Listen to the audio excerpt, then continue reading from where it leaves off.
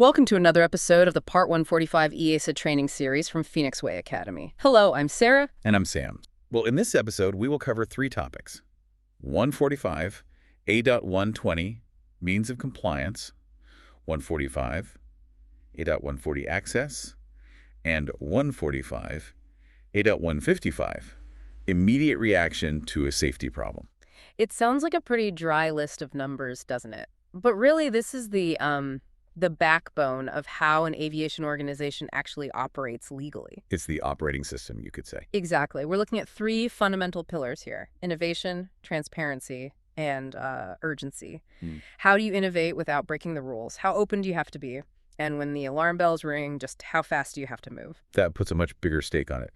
I think a lot of people see regulations as, these rigid rules you just can't deviate from. But the first one we're looking at, 145.A.120, it almost says the opposite, doesn't it? It does. It suggests there's wiggle room. Yeah. If you can prove you're right. And that's the key phrase right there. If you can prove it. It's not the Wild West, but EASA knows that technology moves faster than bureaucracy.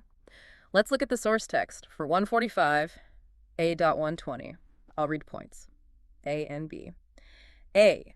An organization may use any alternative means of compliance to establish compliance with this regulation. B. If an organization wishes to use an alternative means of compliance, it shall, prior to using it, provide the competent authority with a full description. The description shall include any revisions to manuals or procedures that may be relevant, as well as an explanation indicating how compliance with this regulation is achieved. The organization may use those alternative means of compliance subject to prior approval from the competent authority. Okay, so alternative means of compliance, AltMoC. That's the term you hear all the time. To me, this just reads like a necessary pressure valve. It stops the regulation from becoming obsolete. That's the perfect way to look at it. But point B is where the, let's call it the adult supervision comes in. You can't just decide to do something new on a Tuesday because you feel like it. Right, the text is very specific, prior to using it, and full description. This is where I hear maintenance managers get a little frustrated. The burden of proof is totally on them. And that case has to be absolutely watertight.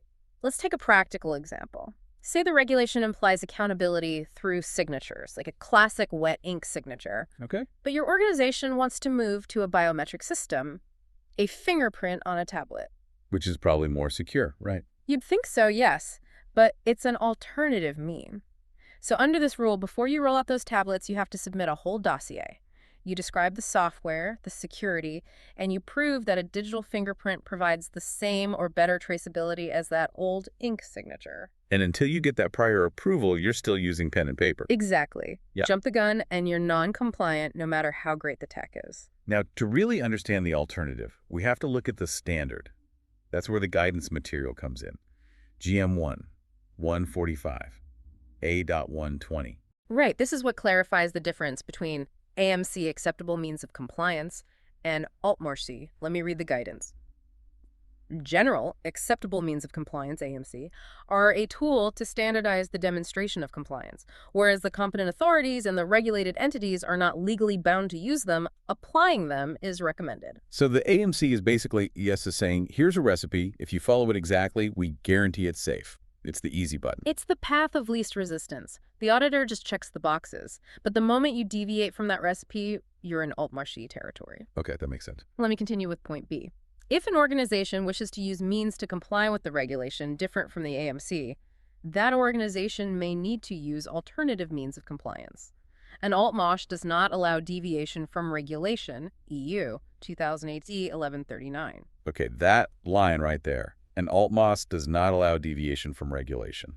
That's the golden rule, isn't it? It is. You can change the path, the means, but you absolutely cannot change the destination, the regulation itself. You're just finding a different way to achieve the same goal. Now, what about ownership? Point C says the approval is restricted to that specific applicant. That seems, well, a bit inefficient. It feels that way, doesn't it? Why reinvent the wheel every single time? Exactly. Because context matters. And AltMoC is approved based on that organization's specific environment, their people, their software, their culture. What works for one might not work for another, so Airline B can't just copy Airline A's homework. They have to prove it works for them. So you have to do the work every single time. Now, does every tiny change require this huge process? It sounds exhausting. It would be, and that's why we have GM2 145.A.120. This tells us when we actually need to go through the hassle. Let me read it. When an alternative means of compliance is needed. When there is no EASA AMC, the means of compliance do not need to go through the AltMoC process. When there is an EASA AMC, the AltMoC process is needed if a means to comply is technically different, or a form is significantly different. So it's about the scale of the change. Precisely. The guidance note clarifies that things like editorial changes or just transposing terminology, like changing chief engineer to head of maintenance, don't need an AltMoC. As long as the intent and safety level stay the same? Correct. You're not using a cannon to kill a fly. But if you change a 100% inspection to a statistical sampling method... That's a technical difference? Absolutely. That is an AltMoC, 100%. Okay, so if we do need one, what do we have to submit? That brings us to AMC 145.A.120B. Yes, this is the homework clause. It says the description should include a summary, the content, a compliance statement, and, most importantly, an assessment demonstrating that the AltMoC reaches an acceptable level of safety. That's the heavy hitter right there, the safety assessment. It is. This is the core of the whole process. It's a risk assessment. Let's say an MRO wants to use a drone to inspect a fuel tank instead of sending a person inside. Which is much safer for the person, of course. Definitely. But the assessment has to prove that the drone's camera can spot a tiny hairline crack just as well as the human eye can. If it can't, the safety level drops and the AltMoC fails. And all of this becomes a permanent record, right? Referencing 145.A.155. Yes. If there's an incident years later, investigators will pull that document. It has to be solid. Okay, that covers how we comply.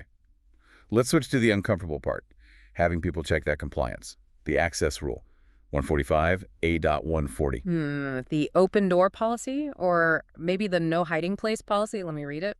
For the purpose of determining compliance, the organization shall ensure that access to any facility, aircraft, document, records, data, procedures, or to any other material relevant to its activity, whether it is subcontracted or not, is granted to any person authorized by A, the competent authority, or B, the authority performing the oversight tasks. Wow. Any facility, aircraft, document, records, data. Yeah. They really didn't leave anything out, did they? No. When you accept that certificate, you are essentially waiving your right to operational privacy. You can't say something is commercially sensitive. And the part that I think catches people out is whether it is subcontracted or not. That's the big one. Your subcontractor's facility is, for the purpose of an audit, your facility. You are responsible for ensuring the authority can walk right in. So if your subcontractor says no, you're the one in trouble. You're the one who could lose your approval. It has to be in your contract with them. So if an inspector wants to see the machine that coated a turbine blade and that machine is at a vendor's shop... You better have a car ready and a phone number to call. Exactly. Transparency is non-negotiable. All right, final topic. We've done innovation and transparency. Now for urgency. What happens when a threat is identified? 145.A.155. Immediate reaction to a safety problem. This is action stations. It's short, but it's powerful.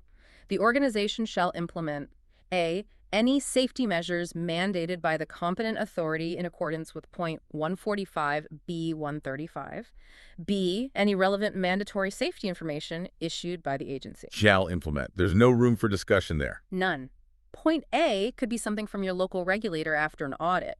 Point B is usually about things like airworthiness directives or AVs from EASA. So let's play that out. An airline has a plane fully booked for a holiday weekend. EASA issues an emergency AD about a landing gear bracket that needs inspection before next flight. That plane is grounded, period. Even if it costs a fortune in canceled tickets. It doesn't matter. This regulation makes it your legal duty. If you fly that plane, you're not just taking a risk. You are actively violating 145.A.155. You are operating outside the law. That puts it all into perspective perfectly. Okay. So to recap our deep dive today. We started with 145.A.120, showing that you can innovate with an AltMoC, but you have to prove the safety case first. Right, and we clarified you don't need a full AltMoC for minor editorial changes, but you can never deviate from the core regulation. Then we hit 145.A.140, the access rule. The authority's badge opens every door, even your subcontractors. There's no hiding. And we just finished with 145.A.155. When safety is on the line, action must be immediate. Commercial needs always take a back seat. It's a framework that demands flexibility where possible, but absolute total rigidity when it comes to safety. In the next episode, we will cover 145.A.200 management system. Once again, our episodes are up, but remember, you can find many more trending topics on our YouTube channel, Phoenix Way Academy. Hope to see you there soon. But for now, take care and goodbye.